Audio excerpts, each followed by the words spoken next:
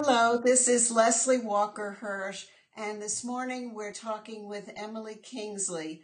She's the Emmy Award winning writer and author of Welcome to Holland and mother of Jason Kingsley, a man with Down syndrome, who's going to talk with us today about sexuality and intellectual disability. Hi, Emily. How are you? Hi, I'm just fine. So nice to see you, Leslie. Great to see you.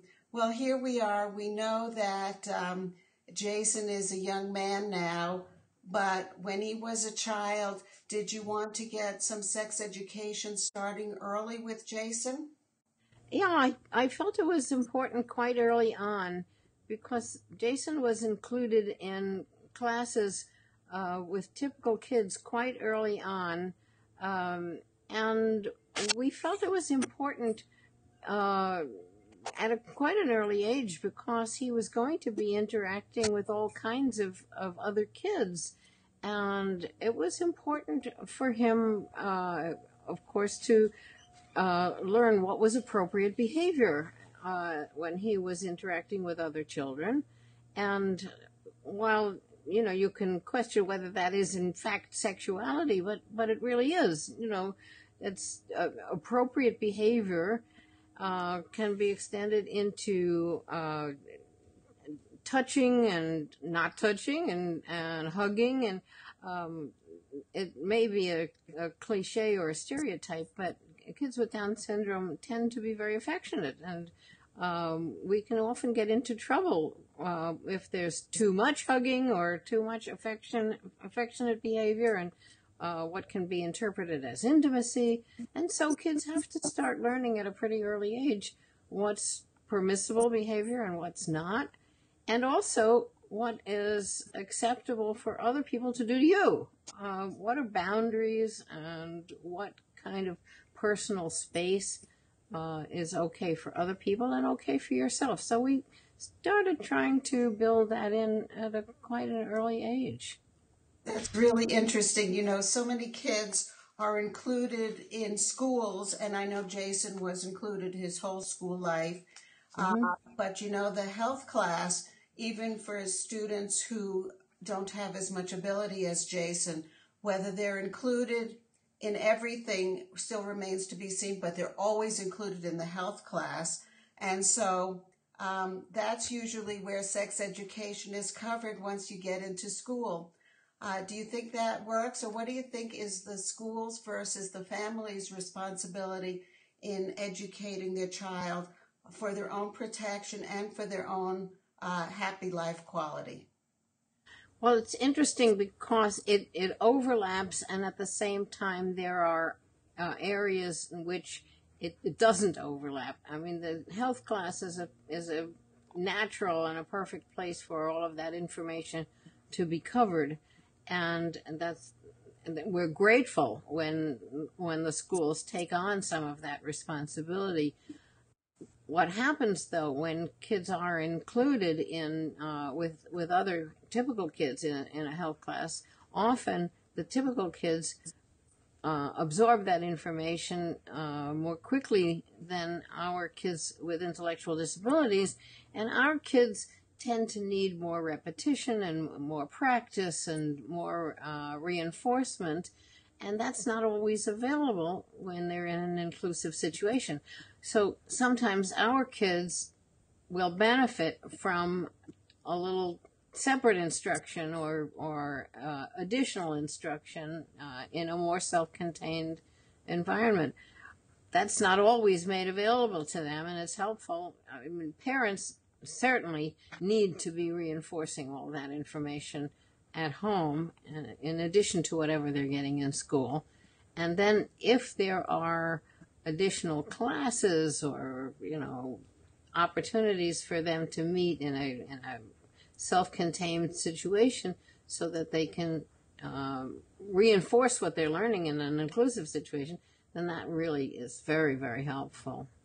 Having one foot in a small, non judgmental setting with other people who have, I don't want to coin someone else's term, a horizontal identity Hmm.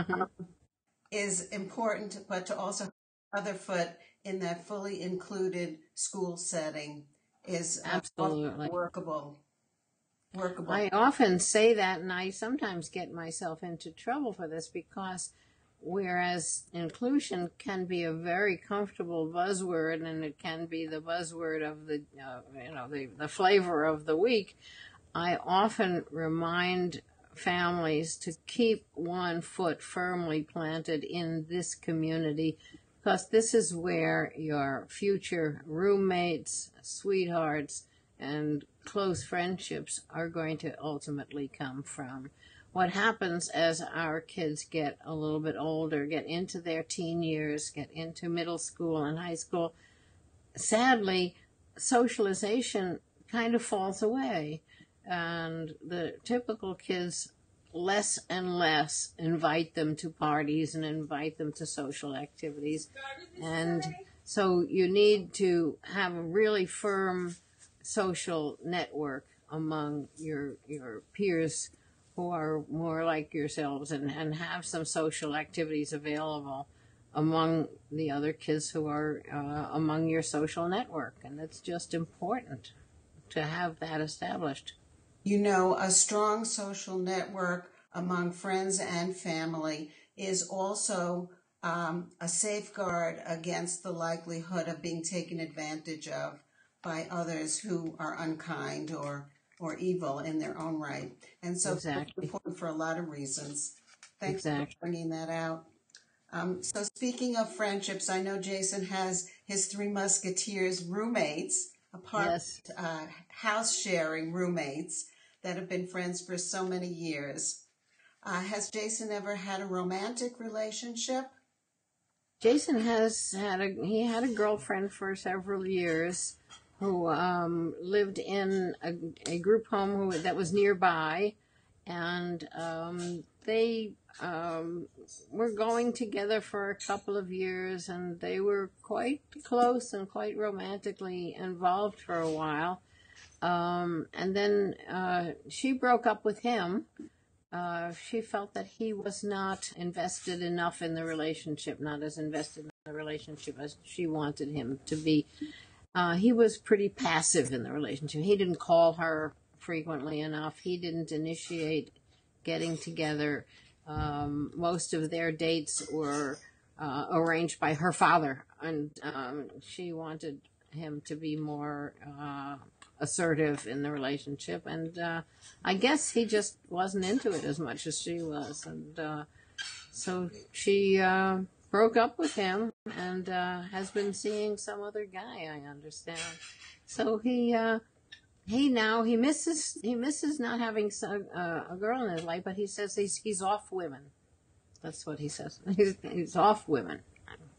Well, sometimes you need a break, and it's hard to know when you'll find that other person that strikes your fancy and yours them. So, what do you think are some of the obstacles to finding another partner, another romance, or even another close friend? It's extremely difficult for our young people. One of the biggest obstacles, and it's a very practical obstacle, is simply transportation. Because of the fact that most of our young people don't drive, it's very difficult for them to simply get together when they want to.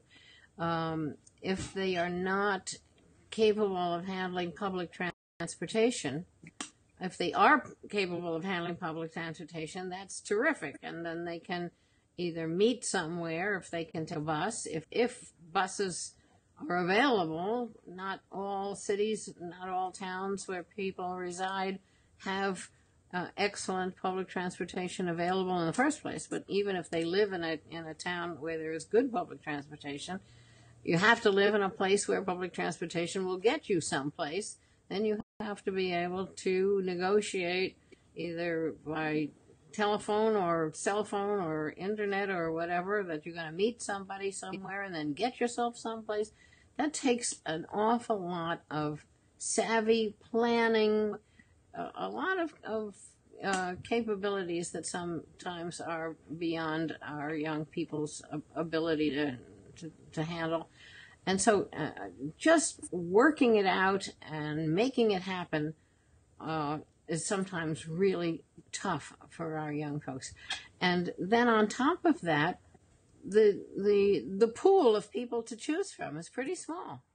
And then you've got to find somebody who is sort of on your wavelength and on your, what Jason calls your smart level. You've got to find somebody who's on your smart level. And so the pickings are sometimes pretty slim just to start from. And then you got to find somebody who turns you on and who interests you, and then work out the logistics. It's not easy. So if you are going to choose from somebody who's, let's say, in your social activity group, that might be 8 people that you're going to, and half of them are guys. So, so you got half of that are the girls that you're looking at to choose from. It's not easy to find somebody to get interested in just to start from. You don't have the pool of people to choose from that typical kids do in, let's say, in a high school or just in the general walking around in life. You have a smaller pool to choose from, and then you have all of the obstacles of the logistics of making it happen. And it's pretty scary, too, how just the psychological problem, can I do this? Is it going to work? Is she going to like me? Is it, it's daunting. And do you think that parents can play an important role in helping people to meet new friends or new romances? I know Jason's active with his filmmaking group and also with Special Olympics. Those, of course, are interesting and educational opportunities, but they're social also. Yes, they are. And it's extremely helpful when you have groups that are set up that are set up either for that reason or for other reasons. If kids participate in Special Olympics, for example, that's a setup group which is sort of ready-made for you to, let's say, choose from, because you're already there and you're doing something else, and it's a ready-made opportunity to socialize and get to know other people, and you're there. So, but then if you're there Tuesday evening from 7 to 8:30 and you're playing volleyball, then if you want to see one of those people socially on some other night, then you're sort of on your own to work out all the rest of it. And it's not easy to go on and do that. Yes, parents can be helpful, but you're also at a time in your life when you sort of want to be independent of your parents. So it's challenging. It's extremely challenging. Sometimes parents can overdo it. Parents can get excessively involved, and which is, I think, one of the problems that came in with Jason's relationship with the girl that he previously was going out with. Her father was excessively involved in that relationship, and I think that became a problem.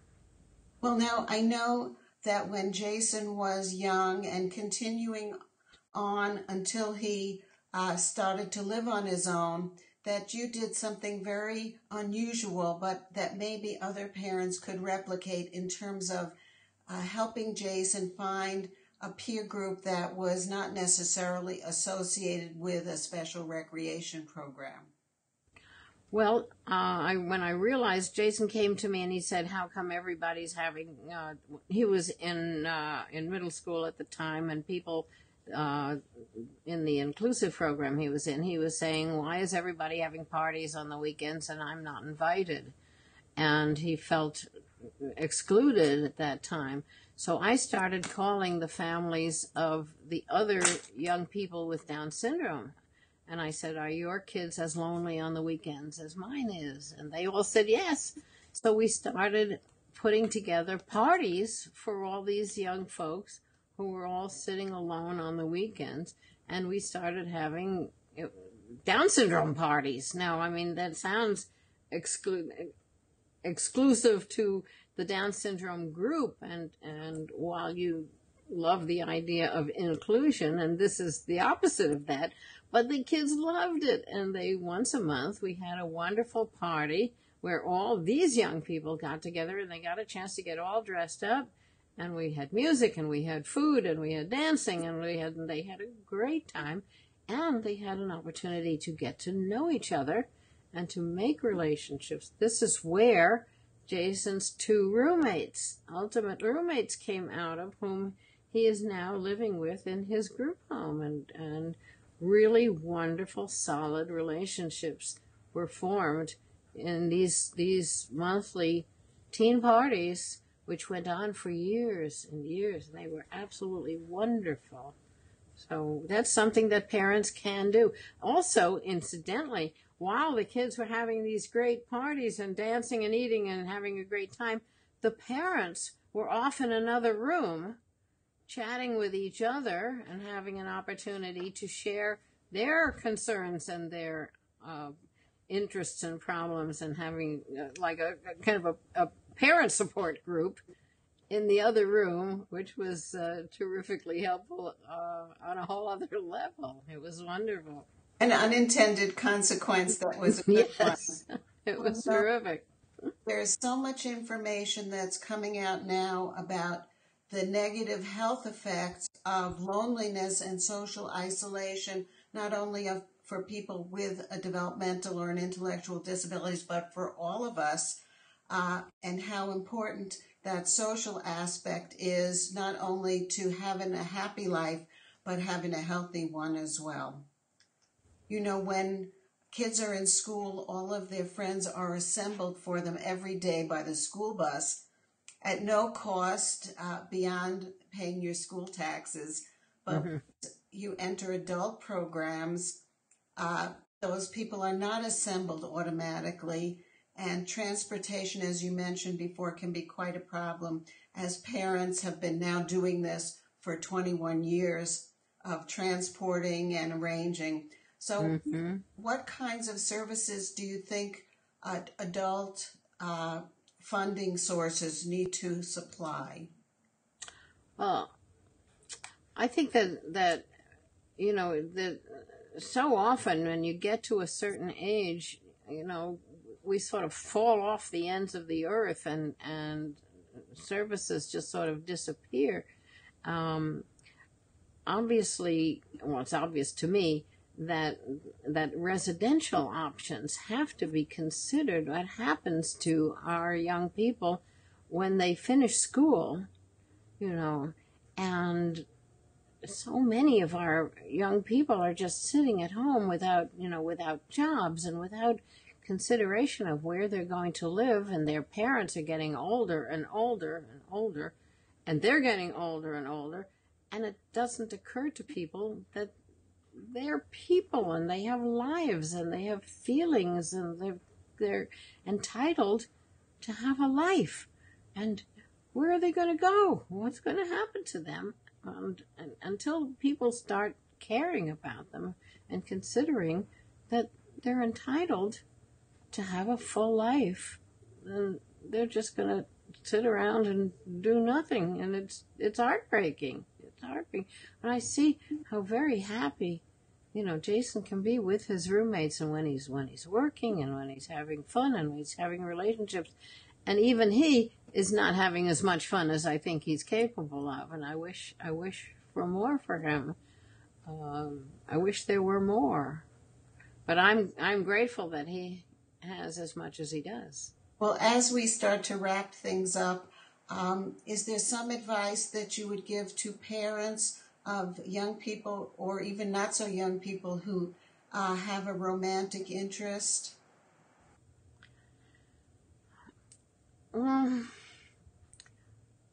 I think that